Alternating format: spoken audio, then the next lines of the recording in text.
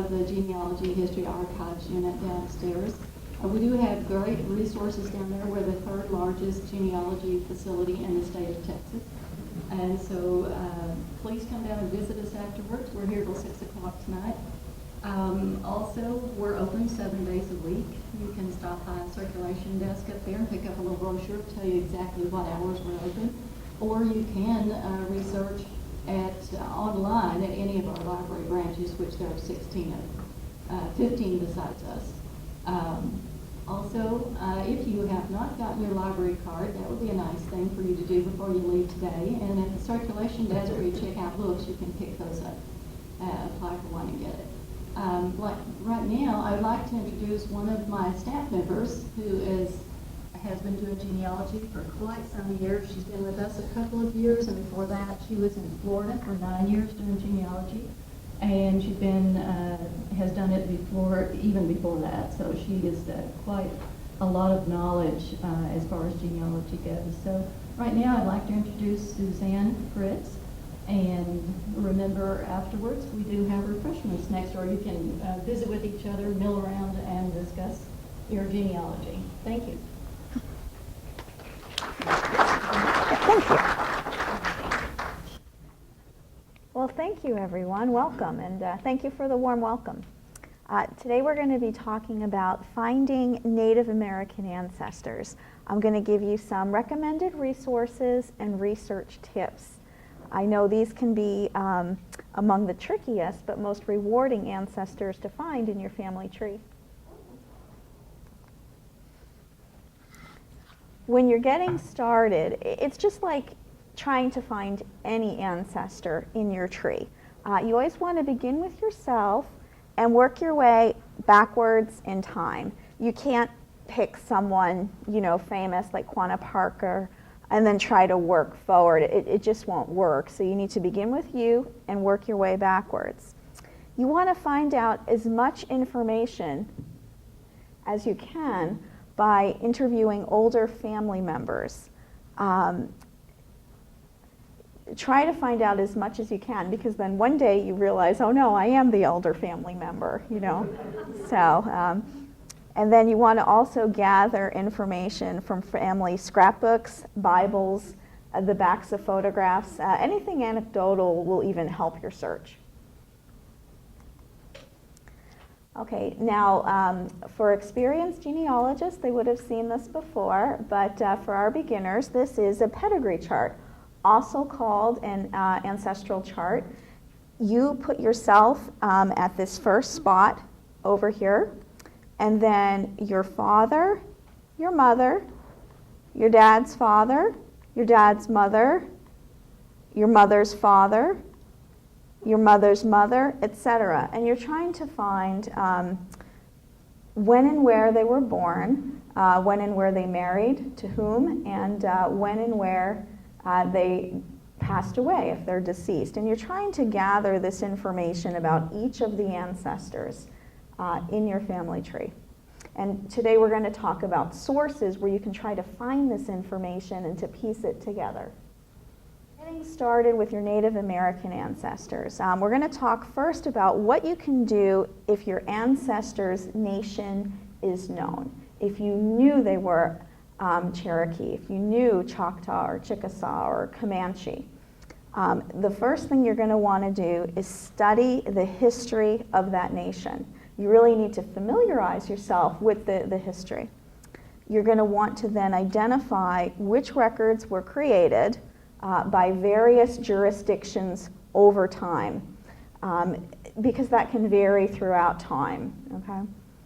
You're going to want to then investigate those records, and this is the key. You're going to want to focus your search on records pertaining to your ancestor's specific nation and time period. So for the individual you're trying to find, you have to find out when, the time period, and look at what records would have been created at that time that you can use, that you can draw from.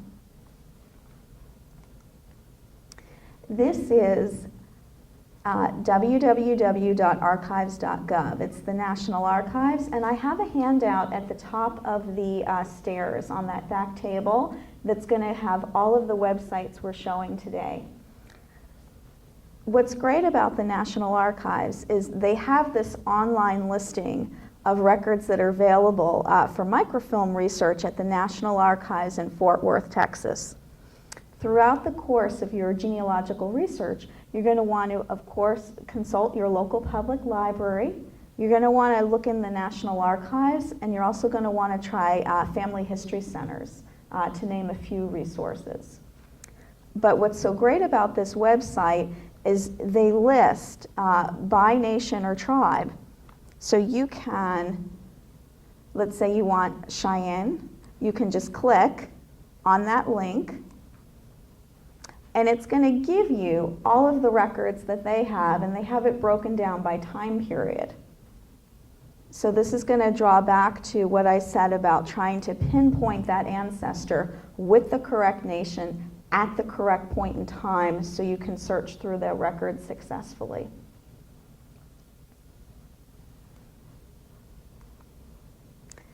And they have wonderful photographs. This is from the Library of Congress, the Prince Division. This is the Curtis Collection, the Edward S. Curtis Collection. It's online for us all to enjoy. And he took just beautiful photographs.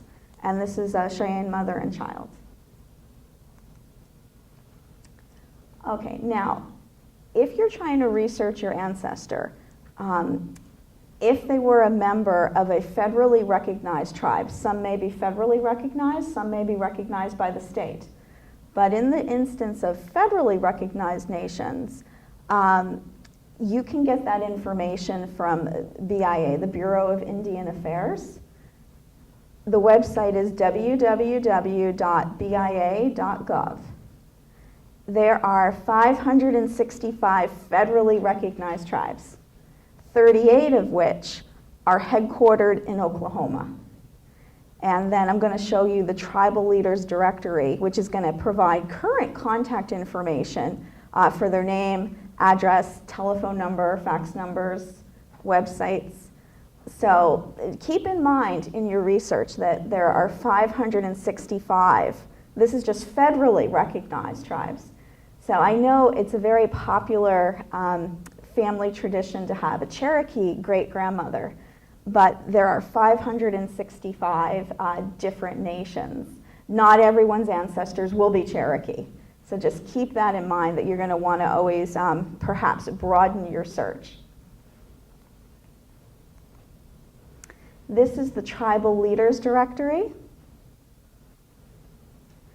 And this is online. It's part of the U.S. Department of the Interior, Indian Affairs. They also call it the Bureau of Indian Affairs. So since we're talking about our tribal leaders, I chose this picture of Quanah Parker.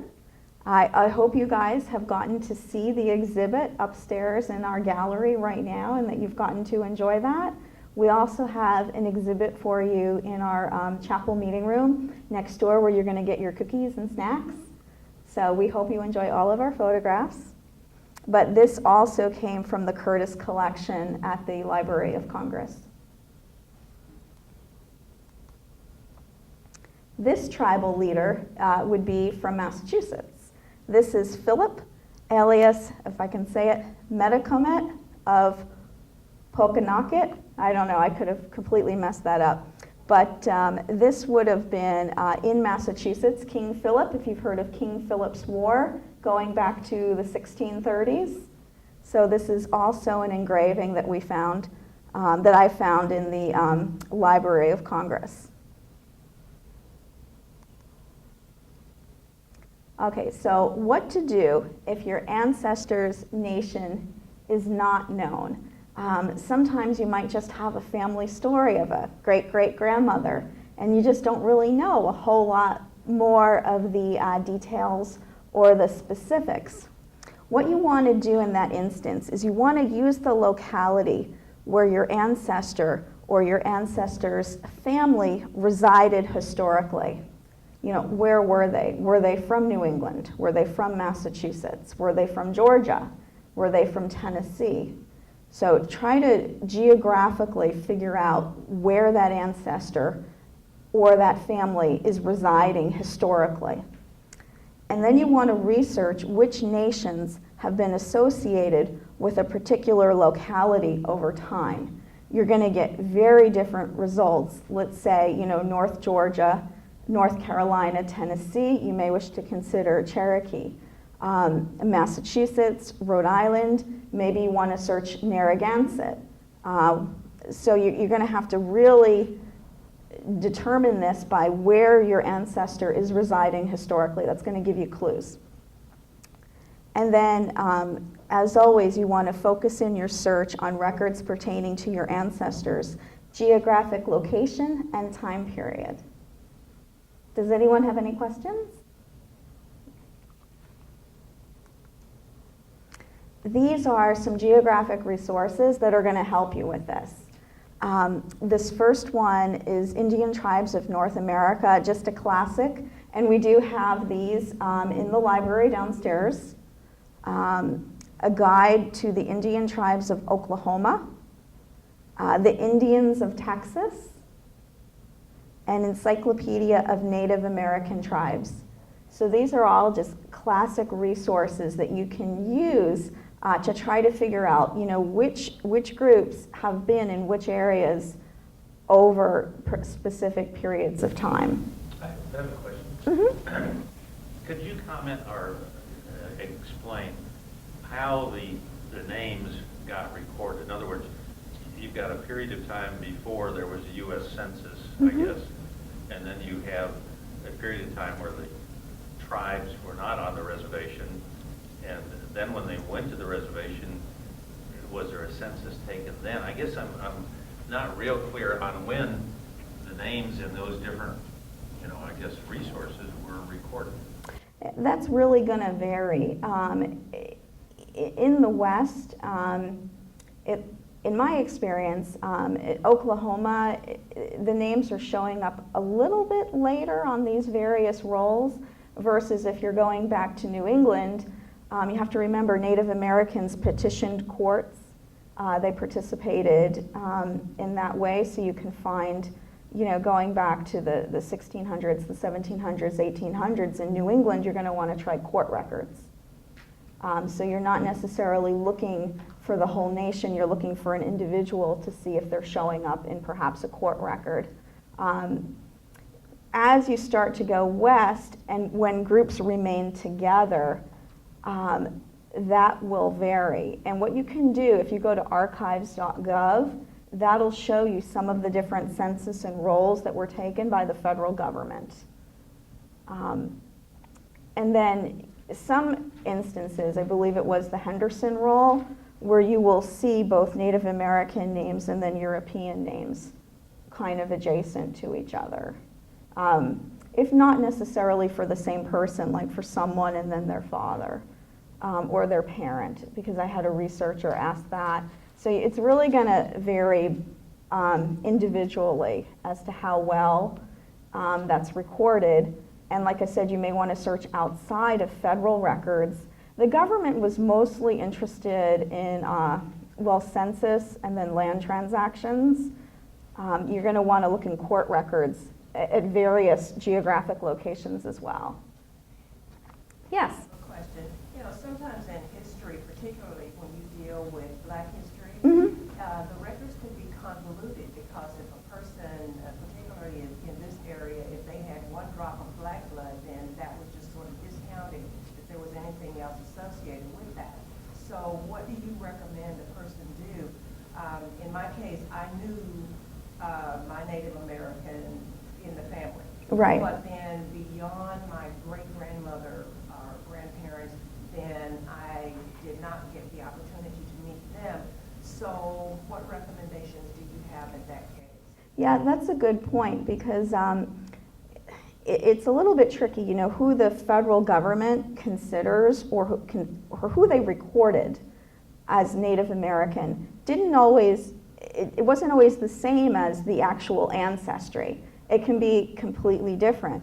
And typically, they very well may not, you may not find them in a census with their name, Native American, and the name of the nation.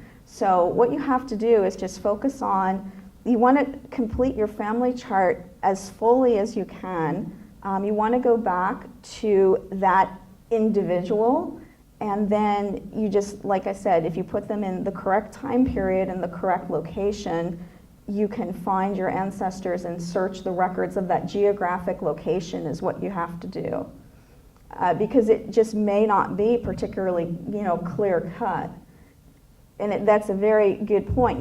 Who the federal government recorded as Native American doesn't really necessarily match up with the actual ancestry in many, many instances. Mm-hmm.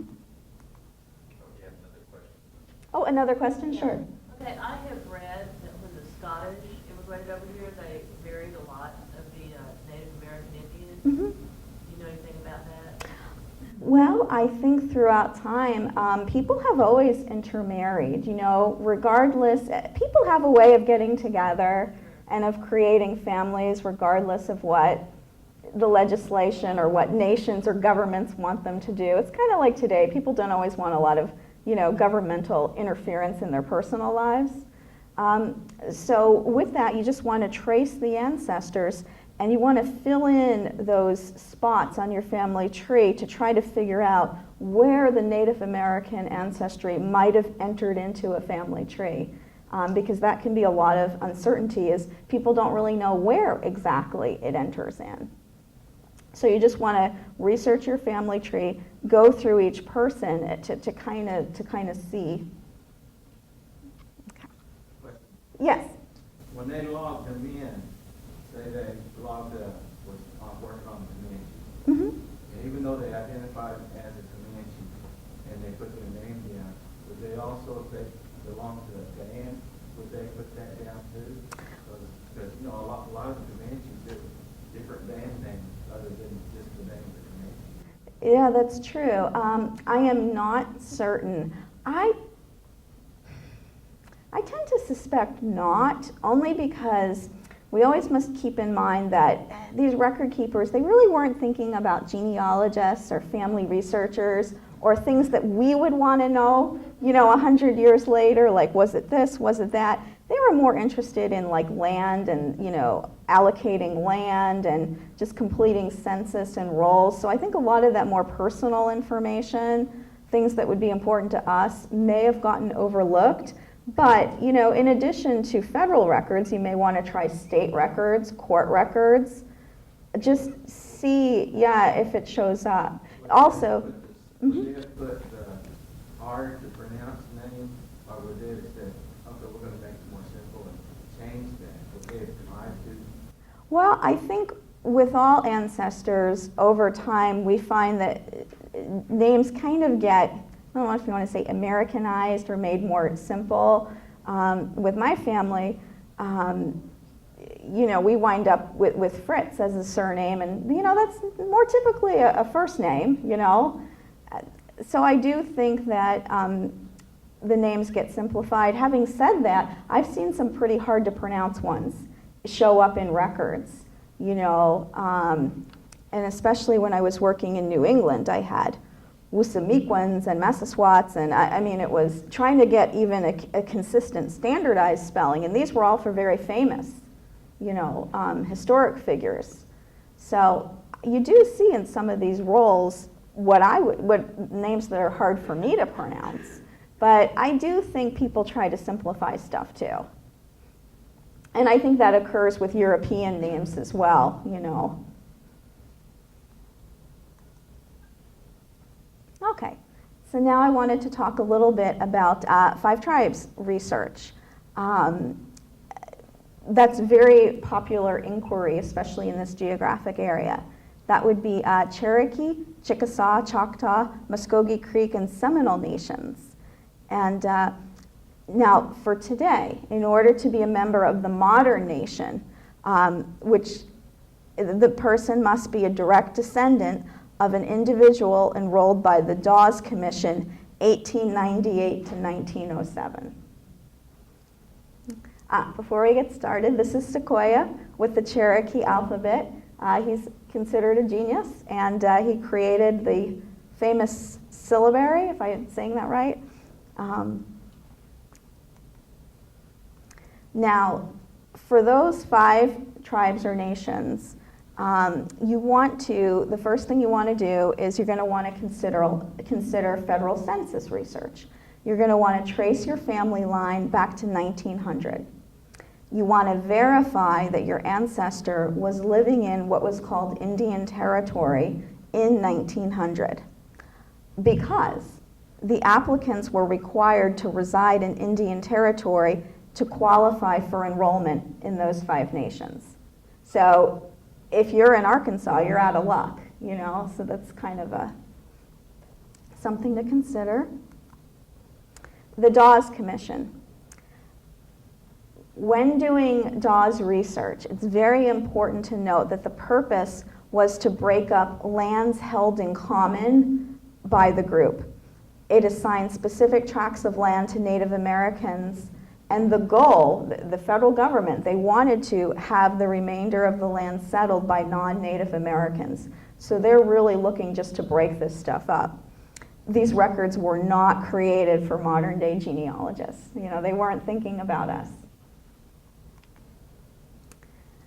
To begin with this, there's a really great index that is at the Oklahoma Historical Society, okhistory.org. So if you're direct line ancestor, and this should be a direct line, which would be a great-grandparent, not counting aunts and uncles, but a direct line ancestor, was living in Indian Territory for the 1900 census, you can check the Dawes Roll Index. And this one is just really nice at okhistory.org. And so I put in a sample search. We're going to look for George Hicks, and for tribe, we're going to do all of them. And here is our result. Whoops.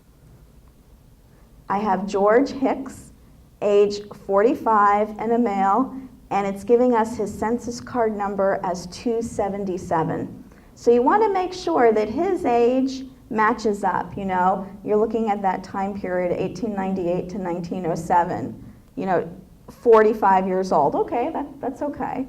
So now we're going to click over here on census card number 277. All right, so these are the other people who are listed on that census card. So this is George's family members.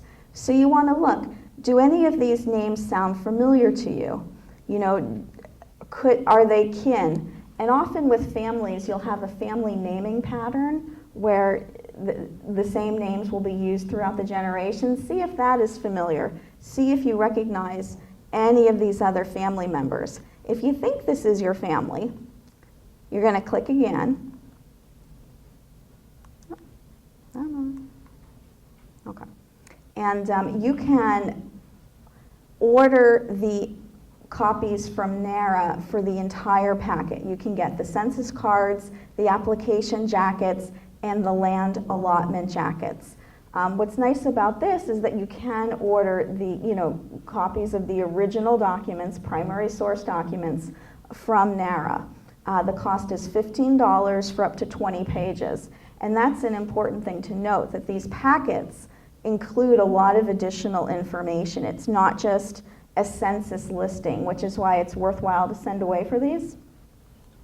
And at archives.gov, there's further information about ordering them. So here on their website, it'll tell you what you need to do to order copies. And they have an example of what these look like. And so why you'd be interested in ordering the whole packet if you believe it's your family. Now, let's say you found your packet, you believe this is your ancestor, and now you want to perhaps apply for membership in a modern day, nation, Cherokee, Chickasaw, Seminole, what have you. They're going to want you to prove your descent. They're going to want, vital records, birth records, death records. The application requirements will vary by nation, and most provide this on their website. And these can actually be quite complex to fill out, and it will vary, but they do explain this on their websites. And I want to show you the example of the Seminole Nation. I went to sno.nsn.gov. Now, please note this is the Seminole Nation of Oklahoma. Going to be different. There is still a group in Florida. But to enroll in this group, they have an enrollment office that will assist you. And there's many steps that you go through.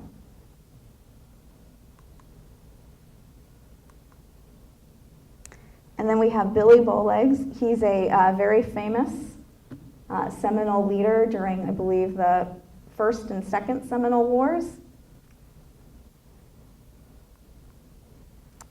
Now, that's how you can order copies and filling out packets. I also want to show you what you can actually find that's been digitized and online for your use, which is why I want to show you Ancestry Library Edition. We have this resource downstairs in the Genealogy, Local History and Archives unit.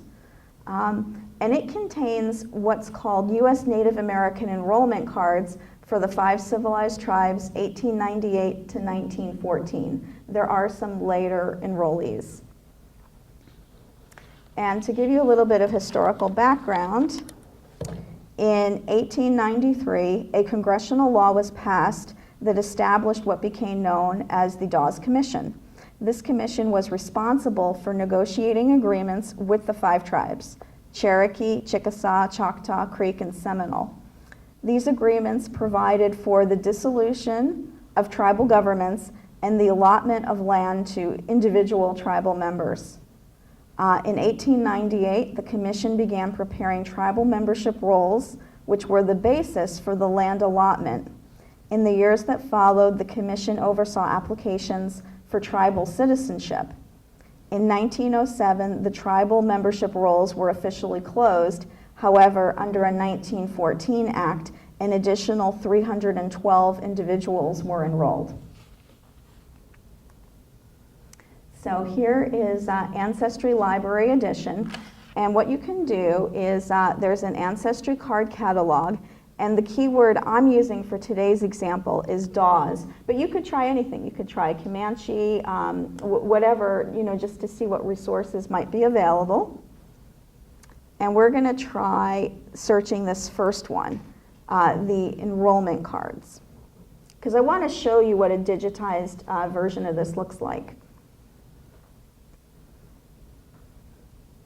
And then what we're going to do is our same individual, Mr. George Hicks, we're going to put George Hicks, and we're going to put Creek, because we believe he was Creek.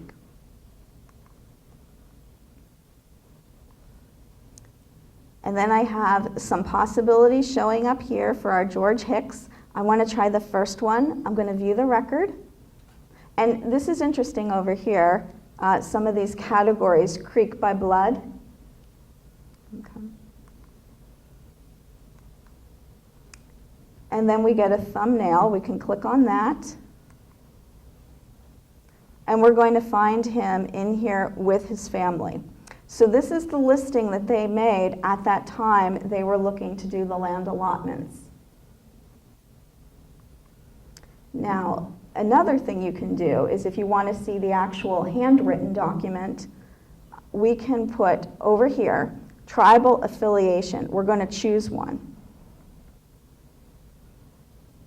And now you'll see all of these different categories. She had asked if it's considered the mother's side, the father's side. I think they're just sort of factoring that in, but they've got by blood, they've got freedmen, they've got different categories. So you want to choose the one that you think best describes your ancestor. In this instance, we're going to do Creek by blood. And then we're going to select the range for our census card number. Remember before how we looked it up to find out he was number 277?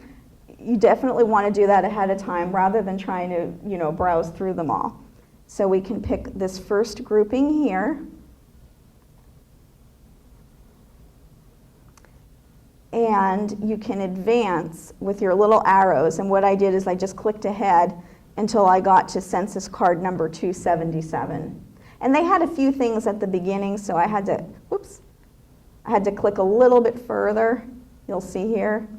But we want census card number 277. And now we have George Hicks and his family. And you'll see the information. They took ages, whether they were male or female, and then they also recorded whether the person was reporting as full heritage or half or whatever.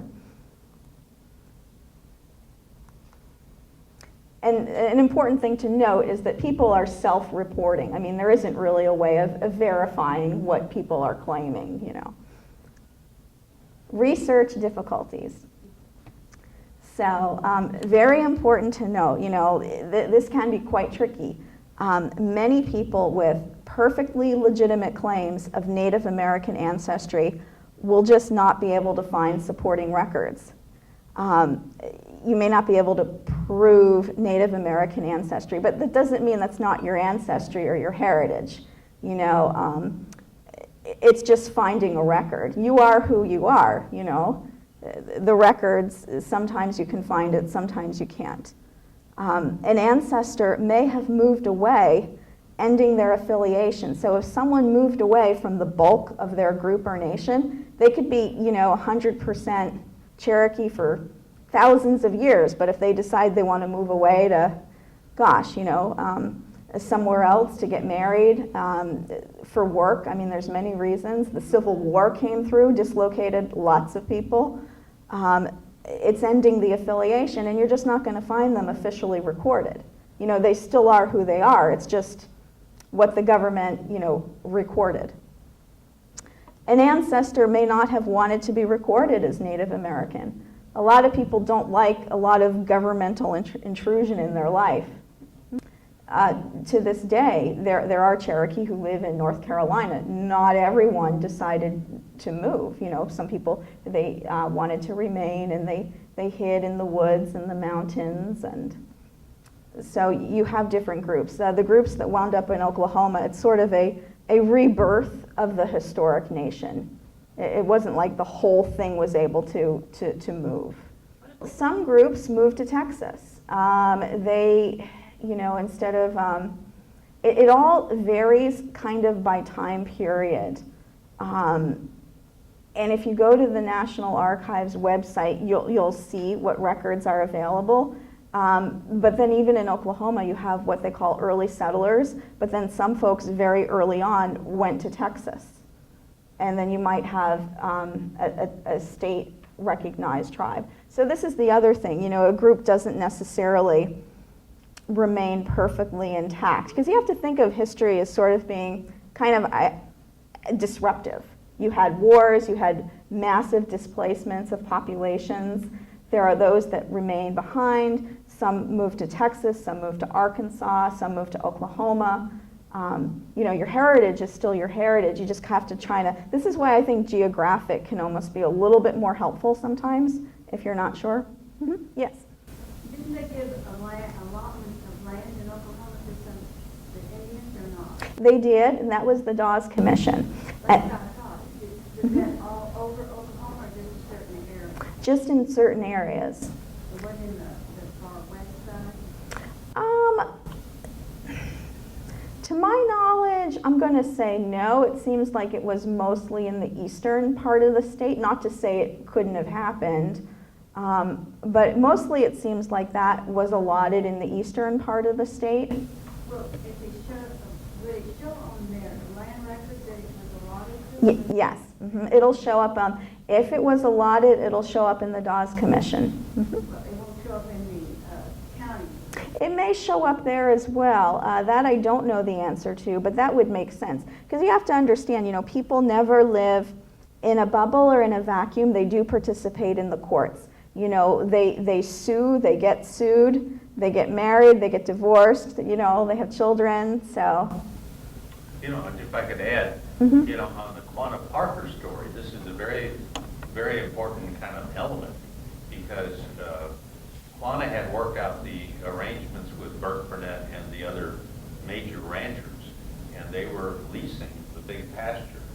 And so that had been become a major income really for the people. And so they fought this, tooth and nail, and kept going to Congress to delay it. So the Dawes Act got passed, and in fact on your I think it was 1890 or whatever to 1910 or something. Yeah, 1898 to 1914. Yeah, 14. So they delayed that allocation, but the Comanche, Apache, Kiowa reservation was in fact divided up that way from the Dawes Act, kind of in those later years.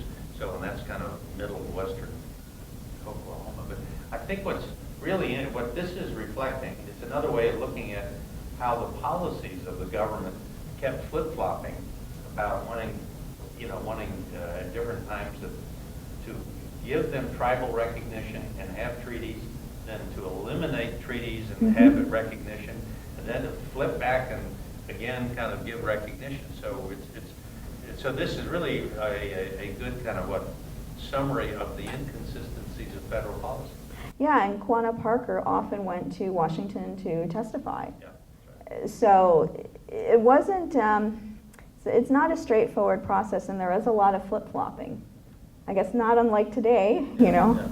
Well, and then the other thing, if you look at some of the books you had up there are really good resources. You look nationally, how many different tribal areas were affected by the Dawes Act. I'm still confused by that. Oh, yeah. And then in places like with the Navajo and the Hopi, and I mean, you had fighting between the tribes about land, and so the Dawes Act didn't affect all reservations across the country. No, and then you have, in New England, in the case of the Mashantucket Pequot, they had a reservation, and then it was under a state reservation, and then the state wanted to turn it into a park, and then the family fought it. There was down to one elderly woman with a shotgun, and she made them all leave, and it's still a reservation, and it's beautiful. They now have a very lovely library where I worked, and so throughout, it's never as simplistic as we think, which is why you want to study the history of the nation as best you can, because all of that is going to help you, and it's going to help you find records and find places where you might be able to locate your ancestors. And then here we have Hidatsa Family, if I'm pronouncing that correctly. This is a photograph from the Edward Curtis collection. And then you have the Pacific Northwest and an entire new set of records there as well. So it's very, very interesting. But now, limitations. And what he said is a very important point, that the federal government didn't necessarily have a consistent policy. They would create treaties, renege on treaties, make new agreements, renege, change things. So there are other limitations. The BIA, Bureau of Indian Affairs, their agents only kept track of officially recognized members. So the individual, your ancestor, would have had to have maintained a formal affiliation with the group in order to be recorded as such in federal records. Completely, that has, what the actual ancestry is, the person could still very well be of Native American descent, but it's whether they maintained an official affiliation. Just like someone could be of Scottish descent, but they're not a Scottish, they're not a citizen of Scotland, of the United Kingdom, of Great Britain. They've canceled that affiliation because they moved to the New World. So they're no longer going to show up in those records. Or someone of French descent, someone from France, 100% French, comes here and they end that affiliation with France. They're not going to still be found in French records. There won't be a French citizen.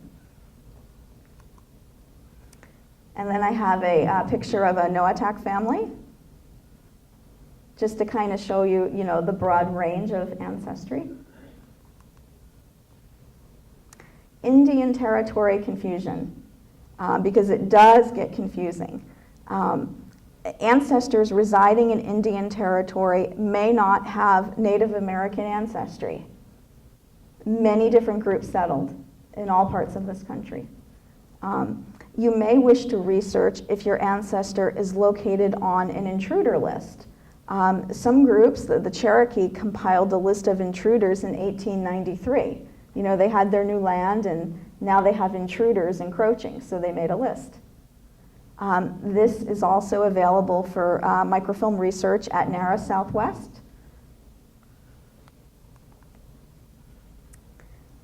And here is archives.gov, and we have a listing of non-Indians in Indian Territory. So these are all different rolls and lists that were made of non-Native Americans who were residing there. You may want to see if you can find your ancestor on one of these lists. And then the story of the Cherokee princess. This one, it always survives. There's so many family legends that include the story of a Cherokee princess. Usually it's a great-great-grandmother. In fact, the title of princess in Cherokee culture never existed. And they have this on their frequently asked, the Cherokee Nation has this on their frequently asked questions page. So to this day, this myth persists. Today, they do have an academic scholarship competition which exists where the winner is named Miss Cherokee, kind of like Miss America. So here are the Cherokee Nation FAQs, and is there a real Cherokee princess? So the answer is not really. What may have happened, there may have been a daughter of a chief or of an important person who, by a visiting culture, may have perceived that person to be a princess, even though that wasn't like her official title, but they may have viewed her in that capacity. And then here are some tips for success when searching federal records. NARA, they always want you to try to complete that pedigree chart, the chart I showed you at the beginning. Try to get back to 1900. If you're trying to work with federal records, you really have to get back at least that far for this to be helpful. You can then search through their federal records, and they actually made a guide. So they have a guide to records in the National Archives of the United States relating to Native Americans, compiled by Edward Hill. So you're not alone, don't worry. And then with all family history contributions, you know, always take heart. You know, even if you can't prove Native American ancestry, all contributions to your family's history and genealogy are worthwhile and rewarding. So you always just want to do as much as you can to learn about your ancestors. And at the end of the day, you really, you know, you are who you are, and you don't have to prove anything to anybody anyway. So good luck with your research. By the way, we've got an opportunity. In fact, Betty was very concerned that interlopers would come in and eat our cookies. Oh. So, but I think going next door would be a great opportunity to kind of chat about some of these things, Sure. Because they're really interesting questions. But one of the things that you made the comment on, just think of this. If you were in a grouping and you were in the East Coast and the government said, you've got to get out of here. You've got to go hundreds of miles away. Well, and one is, are you going to last on that trail of tears? Yeah. Are you going to die off? You're going to leave the group, you're going to hide someplace else, and then you end up over in this other place, maybe another state. So the I don't know what, the opportunities for people just disappearing. Oh yeah. You know, and you know, the last thing, I love the history of Will Rogers, but at a time where people weren't proud of their Indian heritage by and large, he was. And so you think of all the different family situations where, the family doesn't talk about that Indian blood, and so it disappears that way. So anyway, but let's give Susan a round of applause. This is really